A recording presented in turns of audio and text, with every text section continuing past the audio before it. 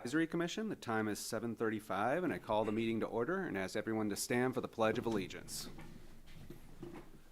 Pledge allegiance to the flag of the United States of America and to the republic for which it stands, one nation, under God, indivisible, with liberty and justice for all. Now, we're a little light here today, but we do have quorum, so if there are potential actions, which I don't believe we do have any specific actions, we would be able to do a vote if it was in there. But we do have the agenda before us, and so if everyone's had a chance to take a look at it, please let me know if you have any modifications or if we can proceed as it's laid out here. Motion to accept the agenda as written. Motion from Mr. Yeager. Second? Second from Nicole. All in favor? Aye. Motion passes. Thank you both. Next we have public comment. As usual, don't have anyone here tonight. Sometimes we do. Definitely welcome anyone that would like to come down and talk with us. And if people come down later on, be happy to open up another public comment or talk about a specific issue. But with that, I open and close the public comment. And then move on to approval of the meeting minutes.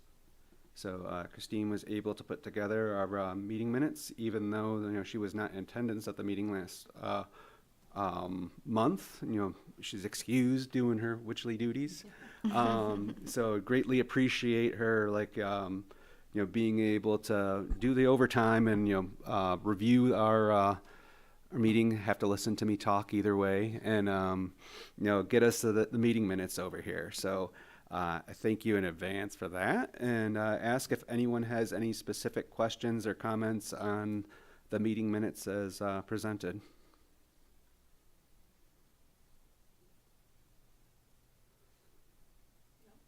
Okay.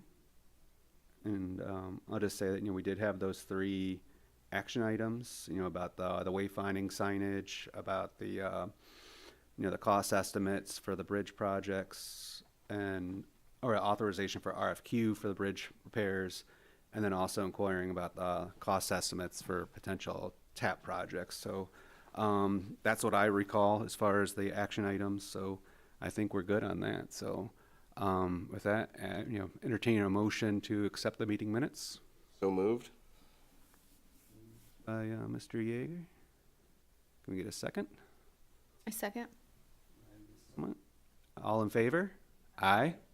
All right, motion passes. Again, thank you, Christine. You're welcome. So moving on to the agenda over here, the first topic, it's like they're all discussion items here today, and I know that we did get some, I guess, sort of informal public comment, through Dropbox here at the township, inquiring about potential bike path speed limits.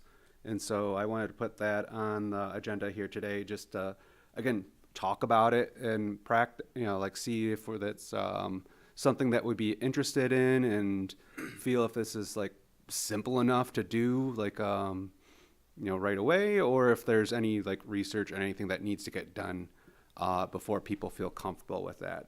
I have my opinions on it, but I'll start with the rest of my commission over here to see if they have any specific opinions on it. Did the Dropbox message recommend a specific speed limit? Oh, that's a great question, and I have to go back and look. Do you recall? No, I don't. I mean, I know how fast 20 miles per hour is on a bike, which is too fast for the bike trail. So I would say 15 would be a good speed limit. I mean, I don't think you need a ton of research. You look up what is a safe speed to ride a bike on a bike trail, and that's what we should post the speed limit at. I think the bigger concern would be being able to enforce it. Mm-hmm. Correct. How do you Do we track have the police out there writing tickets? Yeah. I guess we could. But And is this a comment on the e-bike? E-bike specifically? Is this just a general comment about anybody who is I on I the bike interpret path? it more as just a general comment. yeah, because I think it was. and I think that's a fair assumption. Hey. Hey. But I think that I mean, whether you're riding an e-bike or a regular bike, anybody riding a regular bike going 20, 25 miles per hour is going to ride on the road, right? You just can't, you can't do it on the trail in a safe way. But you also don't know the speed limit if you're on a regular bike. There's no way to know the speed that you're going. Well, most riders would have like Garmin's and Okay. speedometers and stuff like that. People who can ride bikes 20 miles per hour are serious bikers. Okay. So,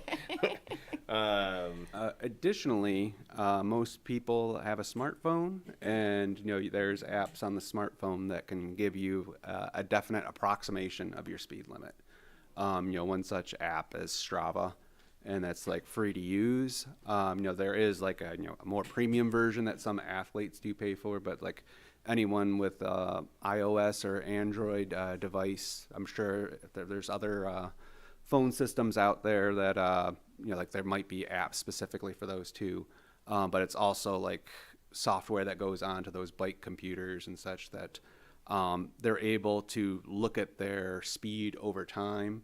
And then they, like with a lot of those devices, it's also coupling other data like related to being an athlete and health, like looking at your heart rate and looking at how fast you're, different parts of the course that you're doing. And there's a lot of cool data in there. But point being is there's a lot of ways to be to know what that speed is. And I recall even having like a speedometer, like more of an analog one.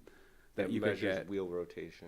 Yeah. But I think it would be, can it be tracked by law enforcement? And is the expectation that law enforcement is going to track it and reinforce it? And what will the penalties be? Then it sounds like we're introducing an ordinance.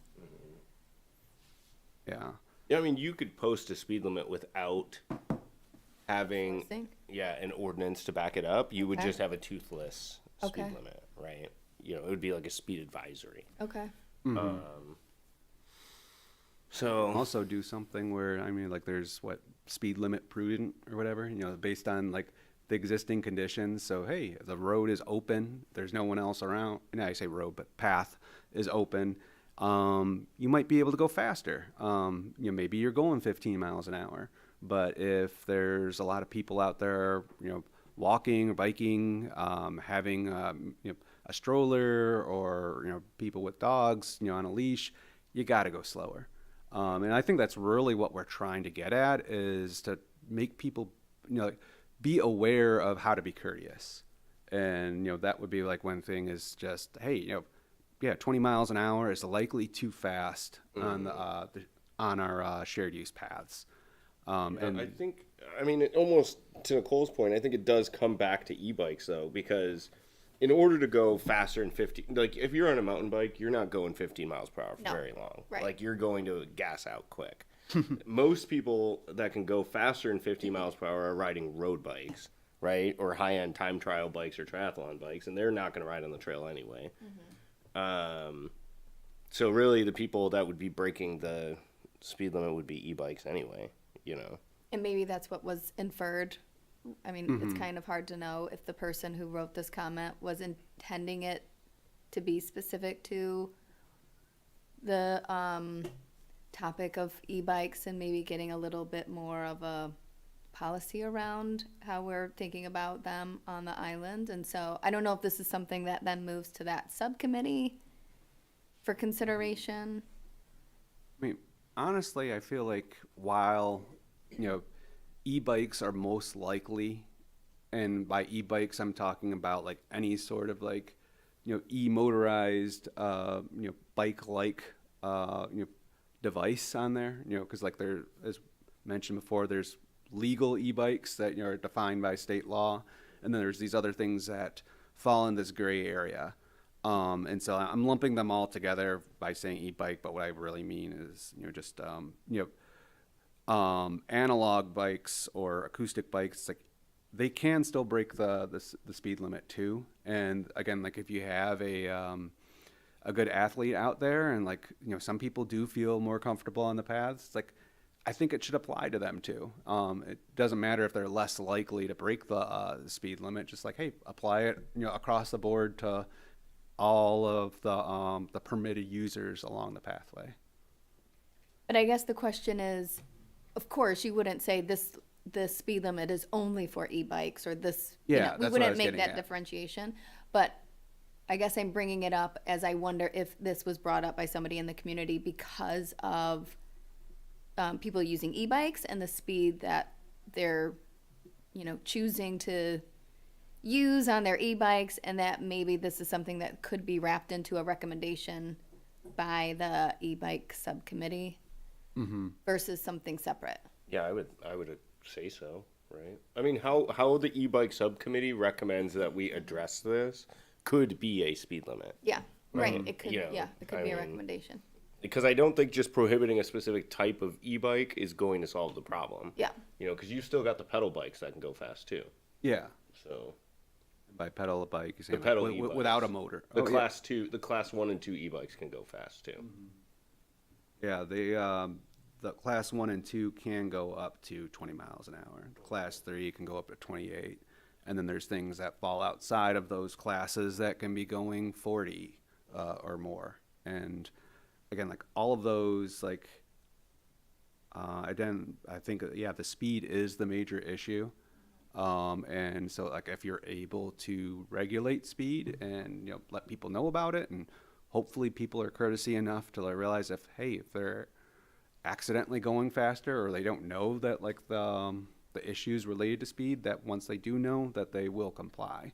And if there is crashes or other things associated with it, well, that's like where, like if there was some sort of, you know, rule on the books, it'd be showing that they're in violation and like they're at fault, you know, for that crash, which doesn't go, you know, isn't the best situation because, you know, someone's hurt no matter what in that situation, but it's like at least we know like, hey, who's the onus on it? Like who needs to take the action to you know, be a better guest along the paths.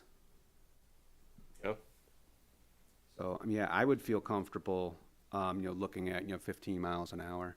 And I know that at least some of the Huron-Clinton metro parks do have posted speed limit signs on, you know, some of the paths, especially like when you're near a hill, because like that's where you can actually get some serious speed going, even if you're out of shape like me and you know, just coasting downhill. Like, hey, you can get up to 20 or more. So yeah, I would feel comfortable with that.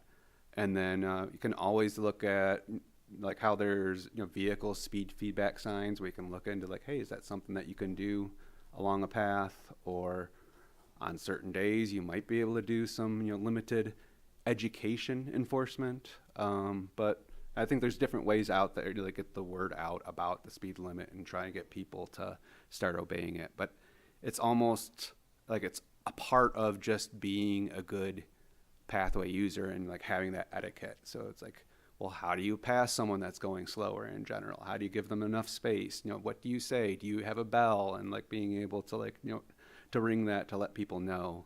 You know, if you're, you know, a dog walker, you know, how much, you know, space between you and your dog do you have like on the leash where it can Lord. get, what's that? I said, oh Lord. Yeah. It feels like we would be getting very nitty gritty and exhaustive with some Yeah, of this. and I'm not suggesting going Yeah, that way. I'm just okay. saying it's all wrapped up in this idea of pathway etiquette. Yeah. And so, yeah, it's just like, hey, let's just try and get people to like, you know, be nice to each other on the paths. And I feel like, again, that's probably a lot of times it is some of the kids that just, they're growing up, they don't know any better yet. And hopefully if there's ways to educate them, then they will comply. So, since it sounds like, you know, we'd be able to, you know, wrap that up with the our subcommittee with e-bikes. I don't think there's an action necessary today on that, but you Yeah. definitely include that moving forward. Yeah, I agree. Wes, great to see you here today. Do you have any comments on the subject matter? The e-bike thing, no, I think it's actually pretty cut and dry. I think we're on the right path. We just need to move forward and give the recommendation to the township board and take it off our plates. Right. Next item I have on here is about a millage subcommittee. again, like we've talked about, figuring out how much funding that we would need in order to do proper maintenance or to do, limited, enhancements or expansion of the bike path system and other bike ped facilities. So, I feel like we need to like get on the, get going as far as having, researching and like getting the data to back up like whatever sort of requests that we'd be looking for, and then have those conversations with the township to be looking at, what is the current tax burden for all of our residents, what is the appetite potentially for something that, could be modest in nature but could help maintain what we have. And so if there's agreement over here, I'd be looking for people to be helping with that and being able to report back at least monthly over here, if not, more frequently, just to like get something going and maybe have a decision here in January as far as Yeah, like what we're doing. I can do that. Okay. I don't know if anybody else wants to, but I mean, I'm happy to help on that one. okay. Yeah, because We need a plan, right? well, we need a plan. We also need to figure out what it's going to cost to execute what we're trying to execute, right? So we need a mission, Yeah, right? And then we need to figure out what that's going to cost, and then we need a plan to get there. yeah. I think the toughest part about it is the residents' tax burden right now is high. I shouldn't say it's high. Gross Hill actually has some of the lowest taxes in the Downriver area. But people feel like it's high because it's higher than it was a year or two ago. It's not the highest ever been. It was higher maybe 5 or 6 years ago, but so it's a little high right now. And I know Open Space is looking for a millage next year. I think probably police, because they have short villages that renew a lot. We'll probably have one. So it's going to take, the township can't advertise for a millage, right? We can't take a the township's administration can't take a position on a millage. Right. What it can do is educate people, right? And say like, hey, if you approve this millage, this is what you get, and if you don't, this is what will happen. And I think getting out ahead of it and getting people aware of what's going on and what's at stake is probably the biggest part of it, right? Yeah. I'll probably do an article in the township newsletter in the next cycle talking about all the things we've accomplished over the past couple of years, what our future projects are, like the Wayfinding sign and the Southpointe and Groh repair, and then also probably write an article for the paper too. And I think you'll hit maybe not most residents, but you'll hit all the demographics that way. Social media, newsletter, actual print media. Website. So, yeah. And there should be a decent amount of content to use for that based on the township master plan, because I know that I was able to provide a lot of content based on what this commission has looked at in the past.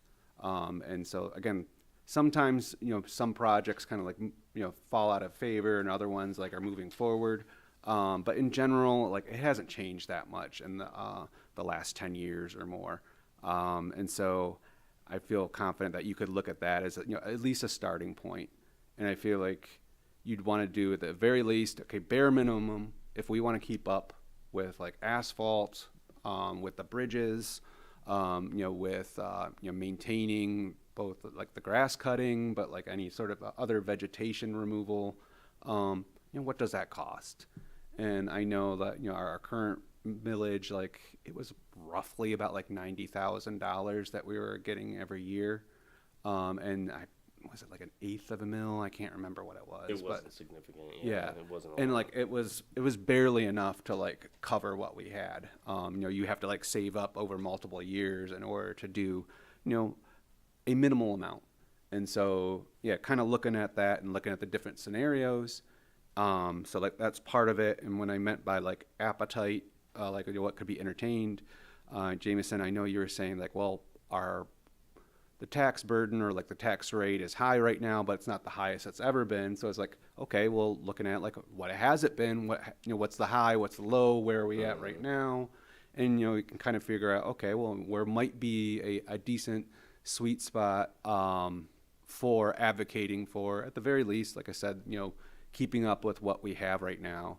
And then like if there's room for more, great. And if not, if there isn't right now, well, maybe we do the more conservative approach. And then in a couple of years when, maybe some of this other stuff has sunset, can come back for more as far as looking at expansion. And then maybe by then we have a good polished plan, like has, a decent amount of data. We've done some outreach to the residents. And so that way they might even feel more comfortable with it. Okay, so we can work on that.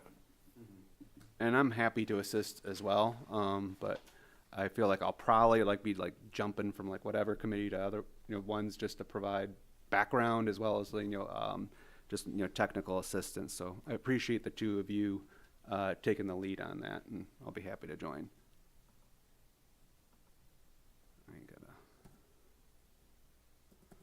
I gotta put in my passwords that way I can look back at the agenda.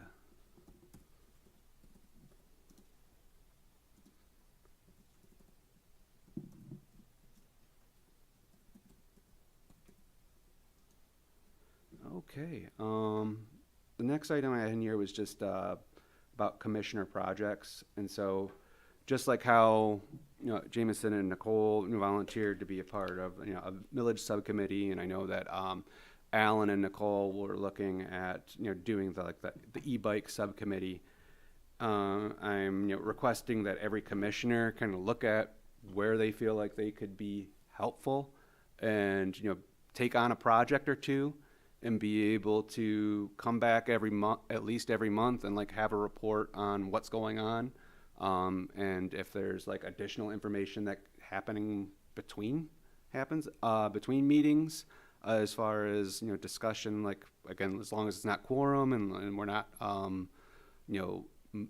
taking an action on anything, at least we're making progress on something. So that way we're moving forward on these projects rather than kind of just treading water like I feel like we've been doing lately.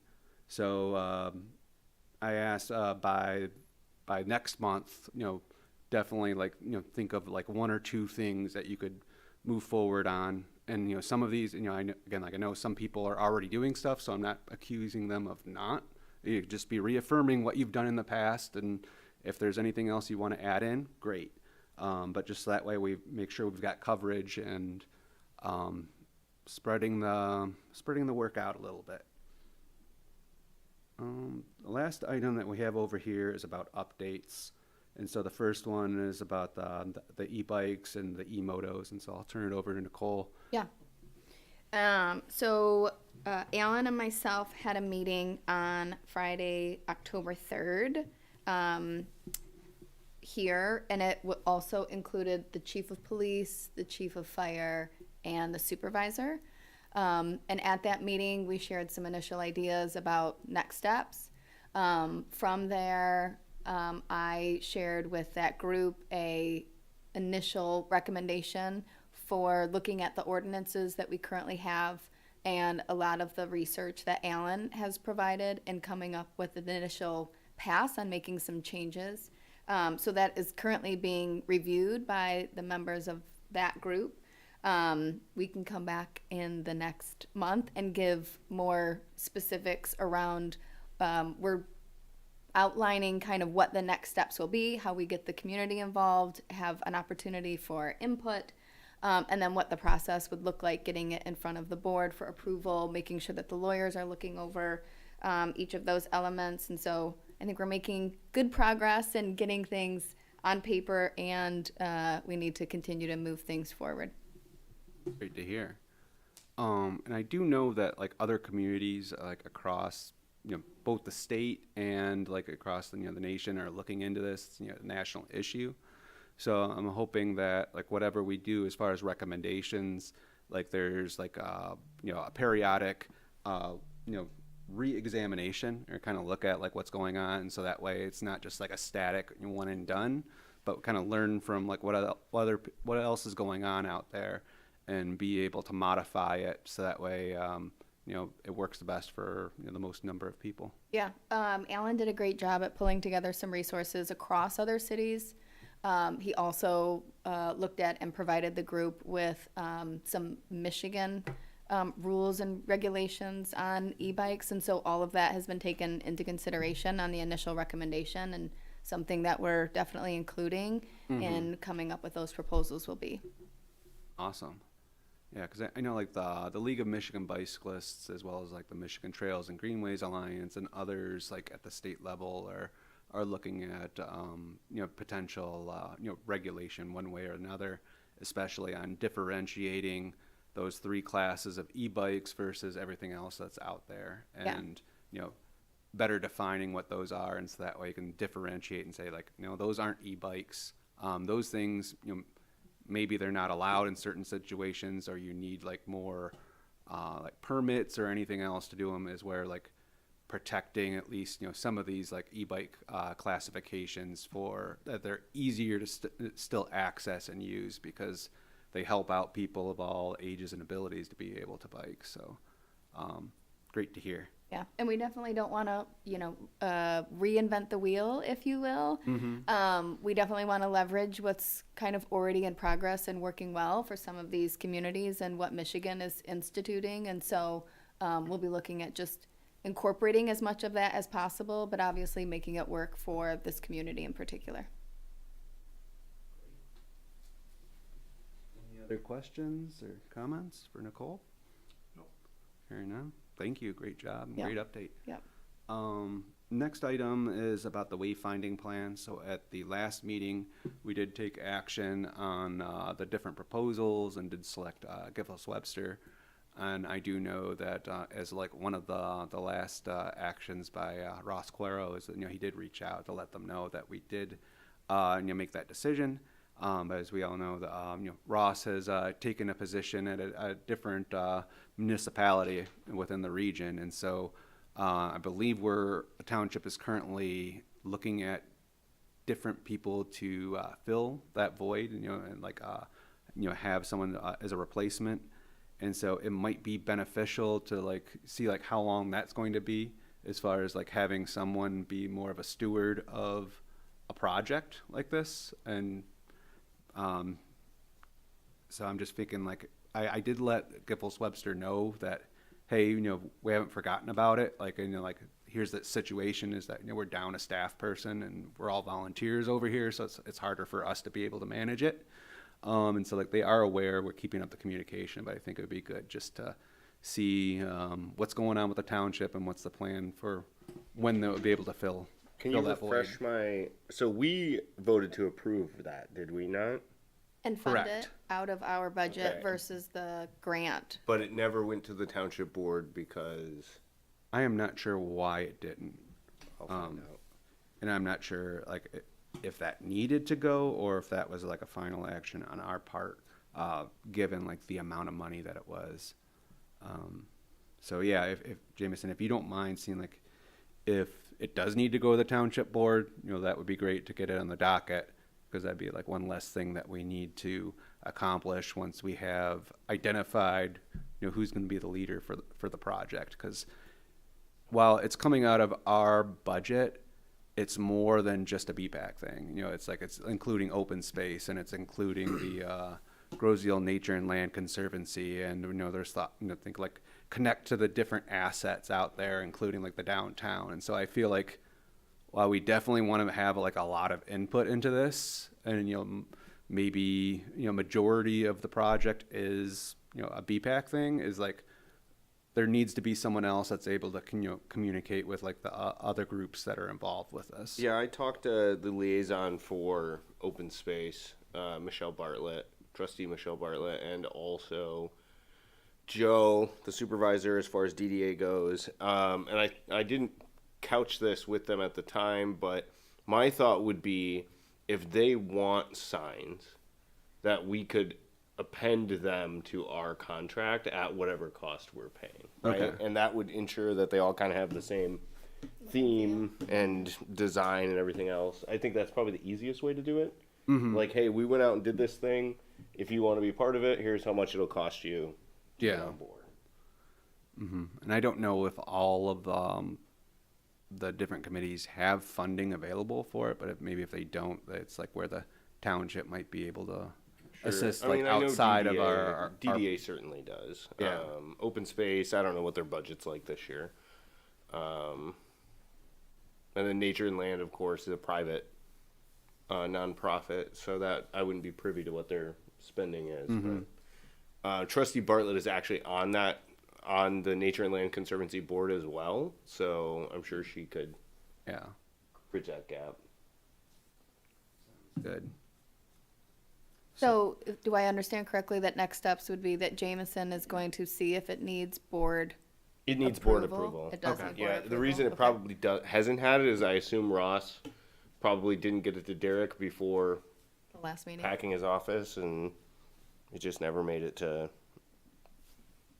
the board packet. So, but I'll follow up with Derek about it. And can I just ask, as part of board approval, would we be asking for some kind of sponsor liaison to help us cross-commission? Or are we saying we just need their approval on the spend and we will figure out the cross-commission No, component we kind ourselves? of so any time you spend more than $10,000, Okay, or you spend $5,000 or more on a non-budgeted item, the township board has to approve it. okay, So the only exception would be enterprise funds, like the airport and DDA, which are separate governing bodies, okay, like semi-autonomous. So it would have to go to the board anyway for approval. And then as far as talking across commissions, that's kind of just on us. You could argue, I mean, probably it's on me, right? Because I work with the other liaisons from all the other commissions. So, but yeah, that's just, I guess has to happen organically. okay, So, I do know that this was a project that Ross brought to us. And like, while there's certain things that, we would definitely like to entertain, I think, again, being volunteers over here, it would be nice to have, paid township staff, like helping with at least some sort of aspects about this, because, you have a consultant that's, working on things, and they're going to say that they've reached certain milestones and being able to bill out for things. It's like, I know I definitely don't want to be like managing a project like that. If there is township staff available to be helping with that. yeah, I mean, I think the township staff needs to be handling it, right?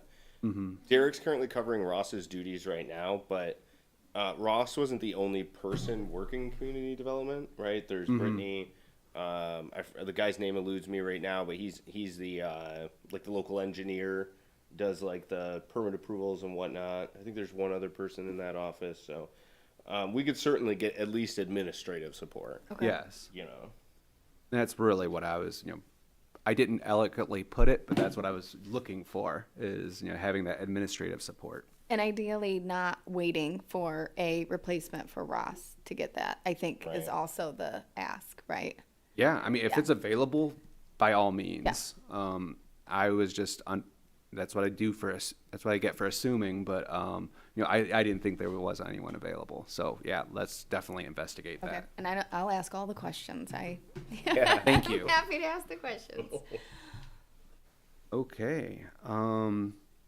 So the next two items we have here are more paired together. And so, like, again, like at the last meeting, we talked about this. This has been something that's been on, like part of BPAC discussions since, the founding of this commission, is, looking at Church Road and having some connectivity, from the bike paths, like to the communities and, especially like to Park Lane Elementary. And now with, and I said Park Lane Elementary, it's Groseal Elementary now.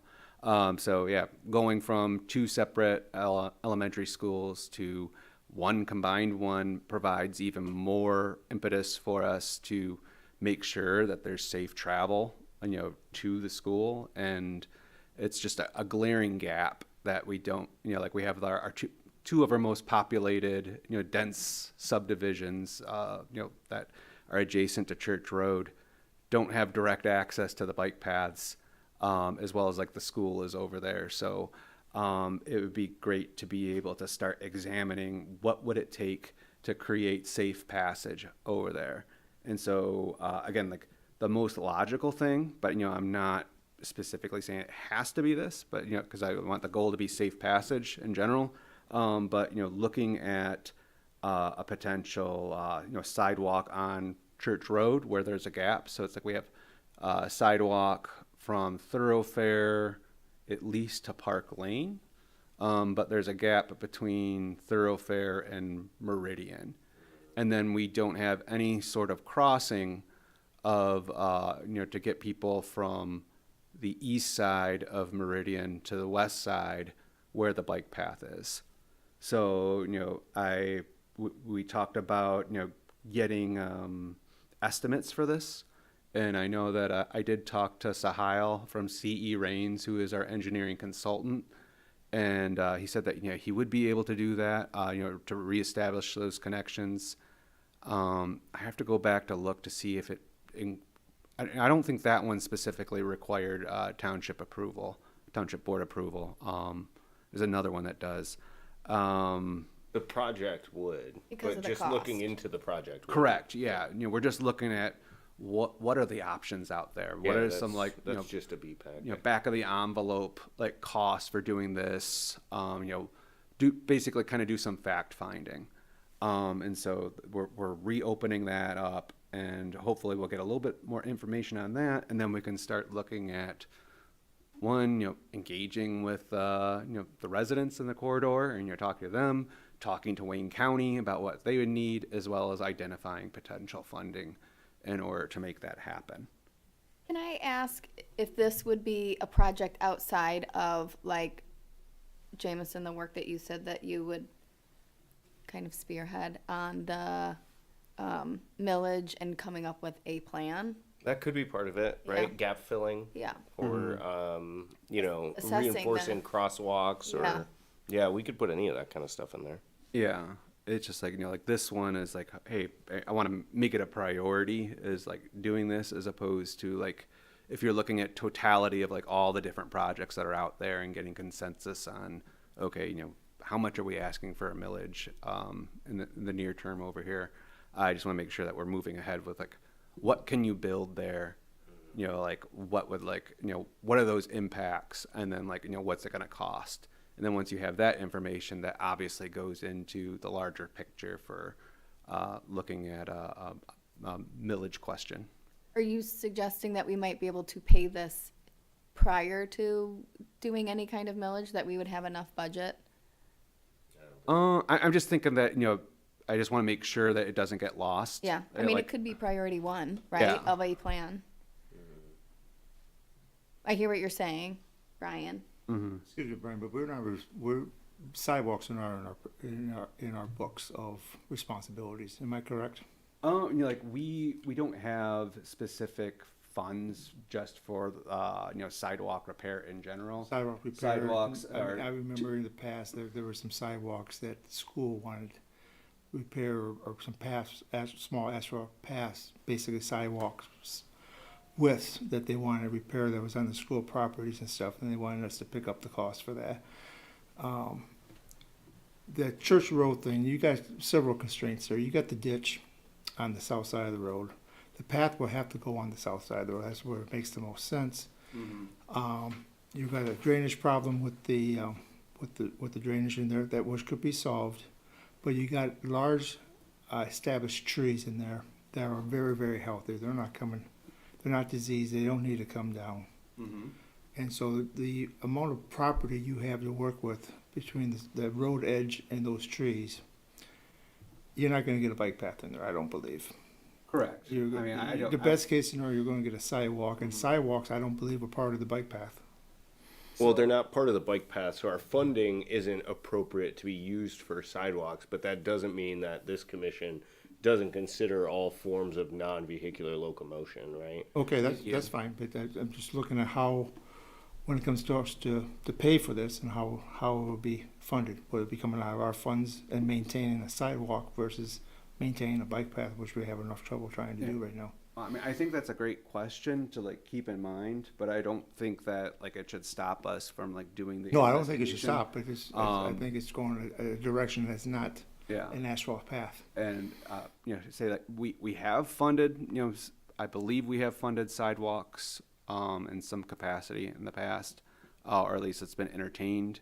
As Jameson said, like with our bylaws, like, we're looking at everything, walking and biking related. And yes, we might not be the specific caretaker, for a particular project or like a thing in a certain area, but like we're like the one-stop shop. We're the ones that are connecting it all together. Yeah, no one else is going to advocate for this, right? Like, Exactly. none of the other commissions are probably even thinking about it.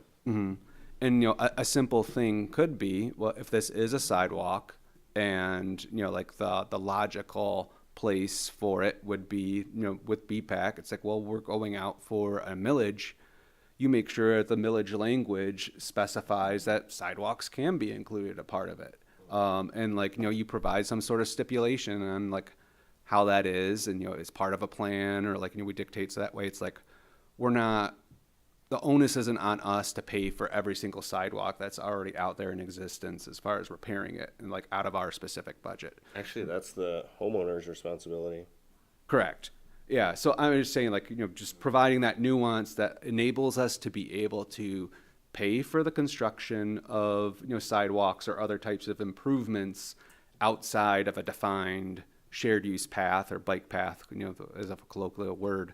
So that way, like, we can work on that, but also protecting us. So that way it's like we don't have all this other undue, unfunded mandates on us. Just, making sure that language is good enough to protect us as well. So duly noted. And like, again, like I've been on the commission for at least 10 years and we haven't gotten anywhere on it. It's like, and the issue's only getting, it's like, it's getting more intense as far as people that are like, using that area, and costs are getting more expensive. So like, let's try and figure out what we can do. I know in the past it was examined and a determination was made at that time that it wasn't feasible given the circumstances. But again, times change and priorities change. And so I feel like we definitely need to move forward with just determining if it's something that we can do. So yeah, I will, I'll continue coordinating with, Sahil and CE Reigns on that and get township staff involved where necessary. And then you'll report back to this, committee. Yeah, let's over figure here. out what it would be and what it would cost, and we can go from there, yeah. right? Maybe it's something the township wants to do, right? As or you could do some kind of agreement with the school, or Yeah. And again, like, it's amazing like how things change as far as like engineering and like technology. So it's like maybe there's some sort of new way of building things where it might impact less trees. And so like there maybe like the assumption that every single tree that is coming out, maybe it's not the case anymore. Maybe there's, something out there that can, be put out there. And that's why I just said, to me, it seems like a sidewalk, but I don't want to like pigeonhole us and say it has to be a sidewalk. Well, maybe it's a boardwalk or something, or, I don't know, like, I'm not an engineer, but I know that there's technology out there to look at. skyway. So I think I got locked out of my computer again, but I think the last two things were, Bellevue connector, thank you. And so I know I believe at the last meeting I talked about how, that project, as far as the funded parts, which are the east and west ends of the Bellevue connector, as part of the Downriver Link Greenways project, is moving forward. They're looking at potentially construction, next year on that. So like they're going through like the bidding process and the letting right now. And so we should have more information coming up shortly. So it's moving ahead, but not a lot specifically to report on that part. The other part is, again, we've talked about for years, working with Groh Golf and Country Club to fill in that gap. We've talked about a couple different solutions over there. It's like, let's get this done. I'm happy to be a part of that, but if there's anyone else that would like to join me, and, making sure that we're talking with them and figure out the plan for closing the gap, I'd appreciate it. I mean, I think I'm pretty involved with that one to begin with, so. Okay. Sounds good. And I think the last item should be the update on the Groh Road and Southpointe bike paths. Correct. And so I did reach out to the township, and they were able to confirm that that project has not started yet. And so that they're hoping that when construction season begins again next year, that they'd be able to just start that up. Yeah, and I think that's fine, as long as we can show that we're doing something and making progress and the community can see it. I think that's what matters. So this is gonna be a change order? No, Oh. it's the same. So what we could do though is if we want to be feisty about it, we Yeah. could try to revoke the contract, or at least our portion of it. They didn't get it done in the season they said they would. So, but I think if we do that, we're going to end up in the same situation. It's still going to be spring, regardless of whether we pull it and hire somebody else or. But so Whatever. the plan was that they were going to do street, I don't know if that's the right term to use, but they were gonna do street repairs, and as part of that, we were gonna have them do these repairs as well. Yeah. So all of that has been delayed Right. to the spring. Yes. Okay. Yeah. Or, excuse me, but I believe the street repairs was over at Elbow, and that has been completed. They just never came over to Groh Road and did the bike path. No, you're right. They did do Elba. I was out there like a couple weeks ago. Yeah, I don't know why they didn't come over and do the bike path portion. I talked to Derek about it late last week or early this week, and he told us that they're going to do it in the spring. But I don't know what the reason that they determined that was. So.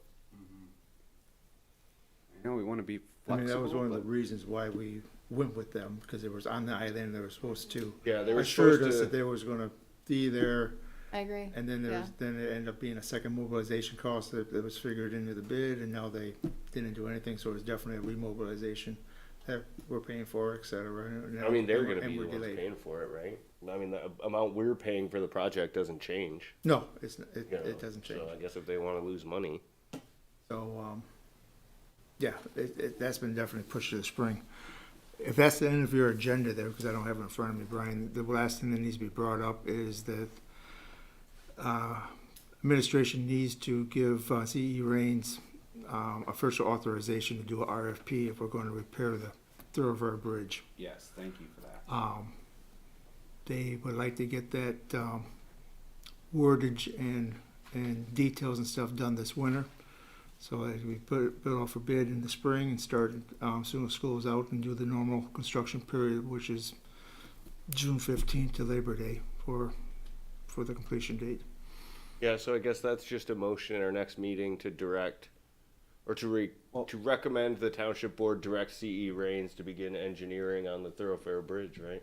I guess whatever wordage you needed, just to give him the go-ahead that he can start the process. I mean, I thought that we had that action item from like our last meeting that we authorized, like from the BPAC level, that we said that we could do this. So I thought it would be, definitely talked about it. I don't know. I thought we did too, but again, Okay. with Ross leaving and stuff, it might have just got lost in the shuffle of everything. okay. So the minutes say approval of authorization for an RFQ or sole source bridge repairs. It says no action needed at this time, so I guess we didn't approve it. Thought we did.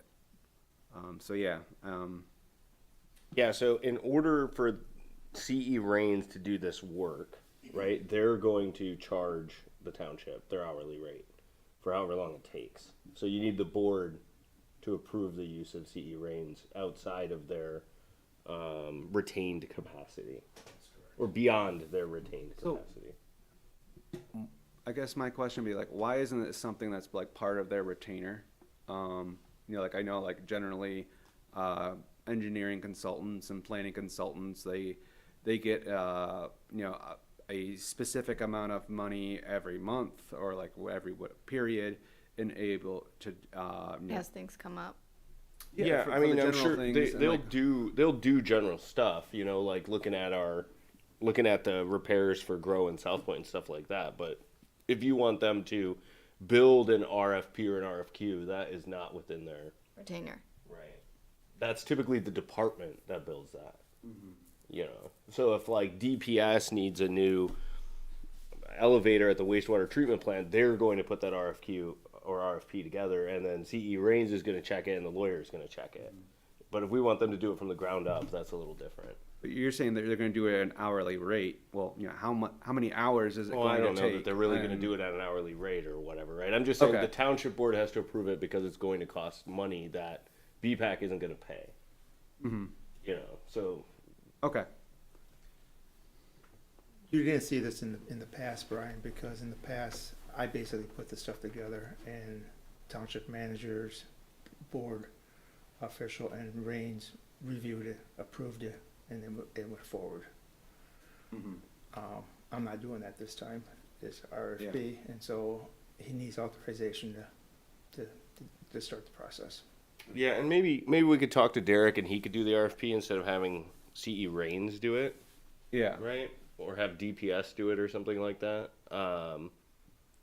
We don't necessarily need the engineers to do the RFP or RFQ. You know, it's just what do we want? What kind of proposals are we looking at? And then we include these 13 items from a checklist that are like our, I don't know, a bunch of stuff, right? The township's Disclosure Act, or you know, and the fact that we're not going to be prejudiced in hiring and things like that, right?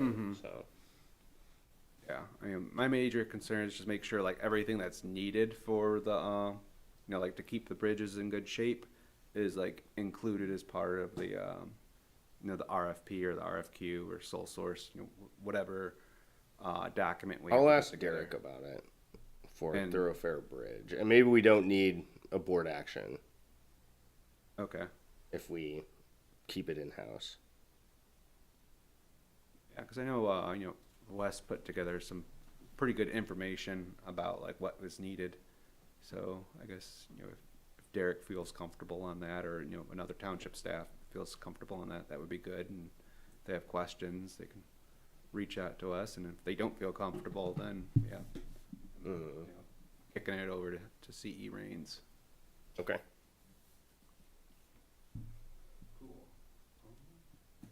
I think that's the end of our agenda over here. Is there anything else that people need to discuss? Anything at the township level from a trustee report?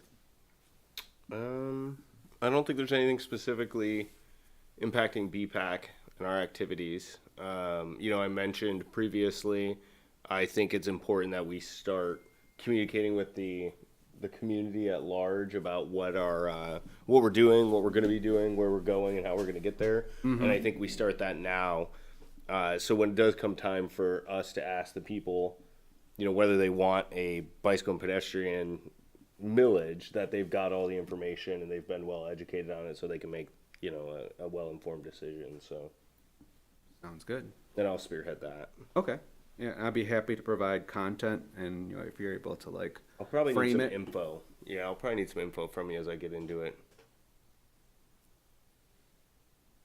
Good stuff. I don't have anything for commissioner's report, so if there's nothing else, entertain a motion